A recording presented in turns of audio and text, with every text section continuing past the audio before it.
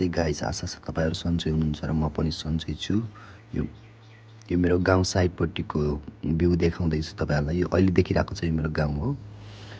अनि हाम्रो गाउँतिर राम्रोसँग नेट चल्दैन, त्यसैले म काठमाडौँ आइसकेपछि भिडियो अपलोड गर्दैछु। आशा छ तपाईँहरूलाई राम्रो लाग्नेछ।